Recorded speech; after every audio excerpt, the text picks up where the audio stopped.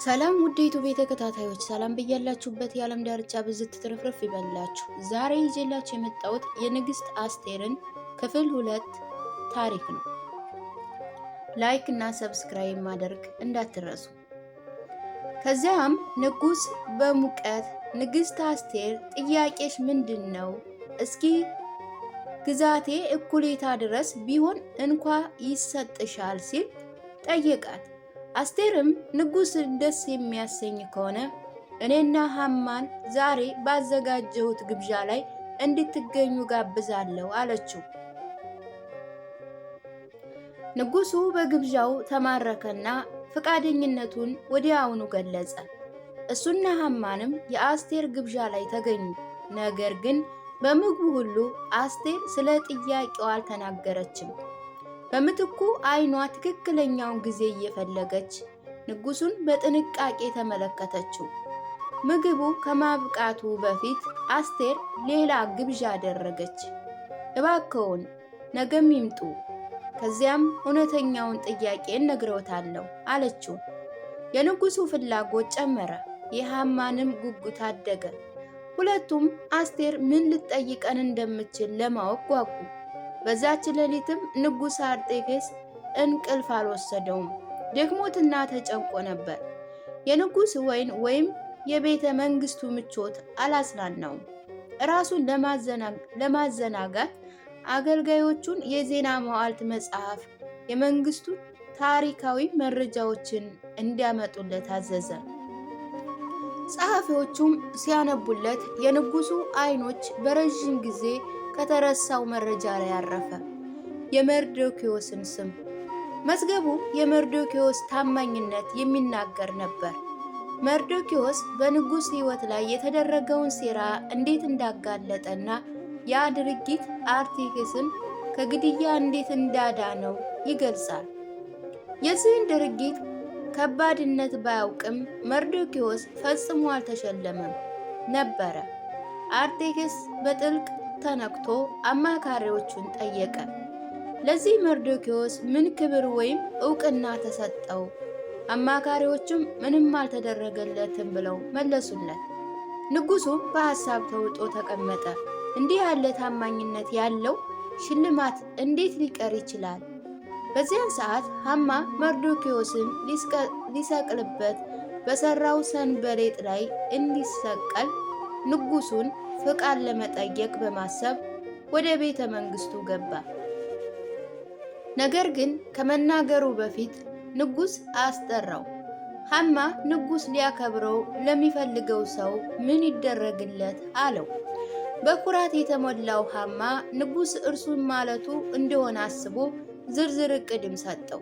ሰውየው ንጉስ ራሱ የለበሰው የንጉሱን ልብስ ይልበስ፣ የንጉሱን ዘውድንም በራሱ ላይ ይደረግለት፣ በንጉሱ የራሱ ፈረስ ላይም ሆኖ በከተማይቱ ጎዳናዎች ውስጥ ይዘዋወር።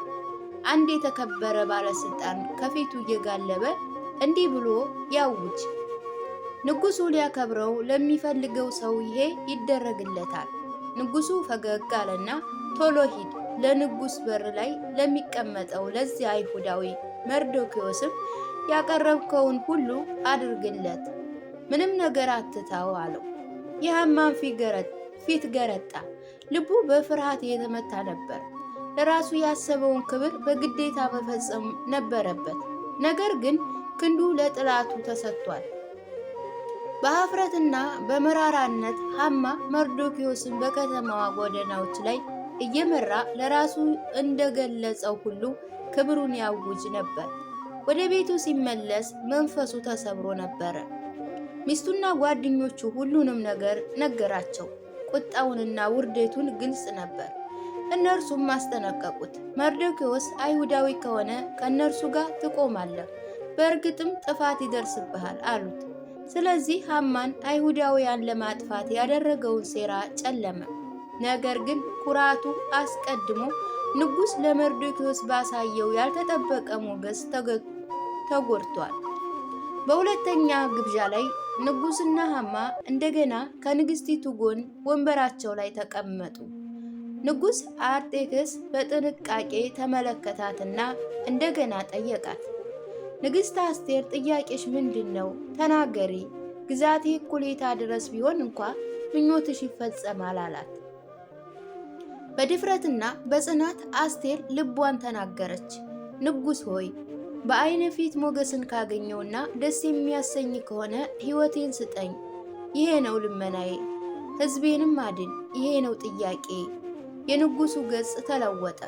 የመደናገጥ ስሜት ፊቱን አቋረጠው። አስቴር ቀጠለች። እኔና ሕዝቤ እንጠፋ ዘንድ እንገደልና እንጠፋ ዘንድ ተሽጠን ተዋርደናል።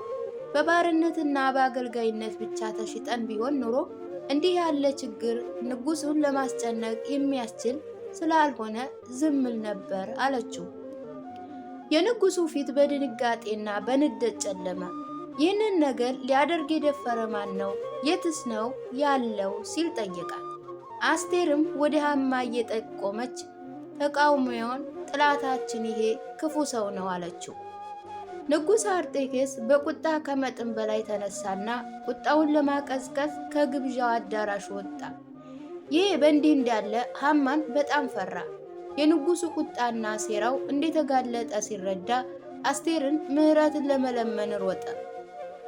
በፍርሃት ተነሳስቶ አስቴር በምትተኛበት ሶፋ ላይ ወድቆ ሕይወቱን በመለመን ተጣበቀባት። በዚህ ጊዜ ንጉሥ አርጤክስስ በድንገት ተመለሰ። ሐማ አስቴርን እንደተጣበቀ አይቶ ንግሥቲቱን በቤቱ ውስጥ እያለሁ ሊደፍራት ይፈልጋልን ብሎ ጮኸ። የንጉሡ ጠባቂዎችም ሐማን ያዙትና ወዳውኑ ለመርዶክዮስ ባዘጋጀው የሰቀላ እንጨት ላይ ሰቀሉት። ስለዚህ የክፉ ሰው ዕቅድ በአንድ ጊዜ ተገለበጠ፣ ፍትህም ተፈጸመ። ሐማን ከተሰቀለ በኋላ ንጉሥ አርጤክስስ መላውን ንብረቱን ለንግሥት አስቴር ሰጠ። እሷ ደግሞ መርዶክዮስን በአስተዳዳሪነት ሾመችው። ንጉሡ የቀደመውን የሃይማኖት የፊርማ ቀለበት አውልቆ በመርዶክዮስ እጅ ላይ አደረገው። ንጉሣዊ ስልጣንም ሰጠው። ነገር ግን አደጋው አላለቀም ነበር። ሐማ ቢሞትም አዋጁ ሕግ ሆኖ ቀረ። በፋርስ በነገሱ ቀለበት የታተመ የንጉሥ አዋጅም ሊሻር አይችልም ነበር። ንጉሡ ራሱም እንኳ ቢሆን በ12ኛው ወር በ13ኛው ቀን በአይሁዳውያን ላይ የጥፋት ቀን አሁንም በመጠባበቅ ላይ ነበር። ስለዚህ አስቴር እንደገና ወደ ንጉሡ ቀረበች። በዚህ ጊዜ ለሕይወቷ ሳይሆን ለሕዝቧ ሕይወትን ነበር። ሕዝቤ ላይ ጥፋት ሲመጣ እንዴት ልሸከም እችላለሁ ስትል ለመነችው። ንጉሥ አርጤክስስ የመጀመሪያውን የሚቃረን አዲስ አዋጅ እንዲጽፍ ፍቃድ ሰጠ። መርዶክዮስም ወዲያውኑ የንጉሥ ጸሐፊዎችን ጠራና በንጉሡ ስም ጻፈ። በየከተማ ያሉ አይሁዳውያን ተሰብስበው ራሳቸውን የመከላከል መብት አላቸው። የሚያጠቃቸውን ማንኛውንም ሰው ሊያጠፉ ይችላል። የጠላቶቻቸውንም ንብረት አስፈላጊ ከሆነ መውሰድ ይችላሉ። ይህ አዋጅ ወዲያውኑ በሁሉም በ127 ሀገሮች በሁሉም ቋንቋ ተጽፎ በንጉሡ ቀለበት ታተመ። ሲሰራጭ ተስፋ እንደገና ተነሳ። ሐዘን በነበረበት ቦታ አሁን ብርሃን፣ ደስታ ነገሰ። በተወሰነ ቀን አይሁዳውያን በመላው መንግስት አንድ ሆነው ቆሙ። በንጉሣዊ ጥበቃና በአዲስ ድፍረት ተነሱና ጠላቶቻቸውን ድል ነሱ። በሱሳ 800 አጥቂዎች ተመቱ። ከሐማና 10 ልጆቹ ጋር ከአባታቸው ክፉ ዕቅድ ጎን የቆሙ ክፉ ሰዎች ነበሩ። አስቴር ባቀረበችው ጥያቄ መሰረት ሐማን 10 ልጆቹ ጨምሮ ከ800 በላይ ሰዎች ተሰቀሉ።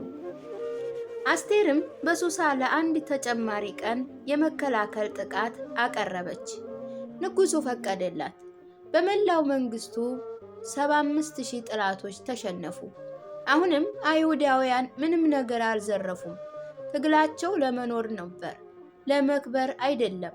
ያ ቀን የስግብግብነት ቀን አልነበረም፣ የፍትህ ቀን ነበር። ጦርነቱ ካበቃ በኋላ ህዝቡ አረፈ። እናም እንደ የፍርሃት ቀን የጀመረው የድልና የደስታ ቀን ሆነ። ድነታቸውን ለማስታወስ አይሁዳውያን በየዓመቱ የቱሩም በዓልን አቋቋሙ። ስሙ ሐማን ጥፋታቸው ለማቀድ የጣለውን ዕጣ ስም ነው። አሁን ግን የእግዚአብሔርን መገለባበጥ የሚያሳይ ምልክት ነው። በየዓመቱ በአዳር በ14ኛውና በ15ኛ ቀን ይበላሉ፣ ይደሰታሉ። አንዳቸው ለሌላው ስጦታ ይልካል፣ ለድሆችም በልግስና ይሰጣሉ። በአንድ ወቅት ለሞት ታስቦ የነበረ ቀን የሕይወት ቀን ሆነ። ሐዘን ወደ ደስታ ተለወጠ፣ ለቅሶ ወደ ክብር በዓል ተለወጠ። መርዶክዮስም በመላው መንግስት ተከበረ። በንጉሳዊ ሰማያውያን ነጭ ልብስም ለብሶ ከንጉሥ አርጤክስስ ቀጥሎ ሁለተኛ ነበር። ነገር ግን ታላቅ ያደረገው ኃይሉ አልነበረም፣ ልቡ ነበር። የሕዝቡን ጥቅም ፈለገ፣ ሰላምና እውነትንም ለሁሉም ተናገረ። ምንም እንኳ የእግዚአብሔር ስም በመጽሐፈ አስቴር ውስጥ ባይጠቀስም ጣቶች በየአዙሪቱ በየአዳጋውና በየመታደጉ ላይ በሁሉም ቦታ ይታያሉ።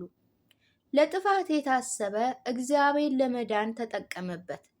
የአስቴር ታሪክ ይህንን ያስታውሰናል። እግዚአብሔር ዝም ያለ በሚመስልበት ጊዜ ፈጽሞ አይጠፋም። እድላችን ላይሆን ይችላል ብለን የምናስብበት ጊዜ እንኳ አስቀድሞ እየሰራ ነው። ምናልባት አንተም አንቺም ያለሽበት ቦታ ለእንዲህ ያለ ጊዜ ነው። በአጋጣሚ አይደለም፣ ያልታየም አይደለም። ነገር ግን ተመርጧል፣ ተቀምጧል፣ ተጠርቷል። ምክንያቱም የአንድን ሕዝብ ዕጣ ፈንታ የቀየረ አምላክ አሁንም የድህነት ታሪኮችን እየጻፈ ነው። እናም የእርስዎ፣ የአንቺ ወይም ያንተ ቀጣይ ሊሆን ይችላል። ውድ የዩቲዩብ ተከታታዮች ታሪኩ እንደወደዳችሁ ተስፋ አደርጋለሁ። ላይክ፣ ሰብስክራይብ እና እንዲሁም ሸር በማድረግ አበረታቱኝ። አመሰግናለሁ።